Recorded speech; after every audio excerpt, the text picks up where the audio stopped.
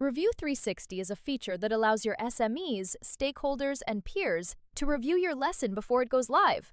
You publish the lesson and send reviewers a link where they can take the lesson just like a live course.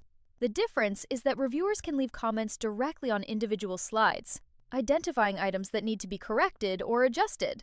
Before we start talking about publishing to Review 360, it's important not to confuse Review 360 with Reach 360. Reach 360 is a separate subscription service offered by Articulate.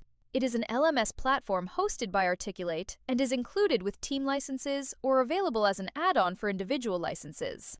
The Review 360 tab in the Publish window is divided into 3 sections. The top section identifies how and where you want to publish the lesson. The middle section provides the option to create a cloud backup of the lesson. The bottom section allows you to configure the specific publishing properties for the lesson. At the top of the window, you'll see 3 publishing options. The first option publishes the lesson as a new item for reviewers. The second option allows you to republish an updated version of an existing review, which is useful when reviewers have already provided feedback and you want them to review the revised version. The third option allows you to publish the course to a local folder or hard drive, so it can be uploaded to Review 360 at a later time. The middle section, labeled Cloud Backup, allows you to upload the .story project file to Review 360 as a backup.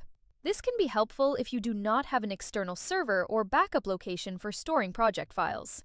When this option is selected, Storyline saves the project file to Review 360 at the same time the lesson is published for review. The bottom section is where you will want to pay the most attention, especially the first few times you publish a lesson. This section controls several important publishing properties, such as which player is used and how much of the lesson will be included in the published output. Each of the 4 items in this section appears as a hyperlink, and selecting a link opens a separate window where you can configure that feature. Selecting the player link opens the Player Properties window. Here, you can choose whether the course will use the Modern player or the Classic player. This option is controlled using the Appearance drop-down menu in the ribbon. Next, you can adjust the lesson's audio, video, and image quality. Selecting this link opens another configuration window. At the top, you can choose between adaptive video and static video quality. Adaptive video is selected by default. When this option is used, Storyline determines the best video quality based on the learner's internet connection. Static video, on the other hand, delivers the same video quality to every learner, regardless of available bandwidth, which can sometimes cause buffering if the connection speed is too slow. You can also adjust the audio quality using the slider and choose to optimize the output volume. This feature helps balance the audio levels across the lesson, so that slides with louder or quieter recordings play at a more consistent volume.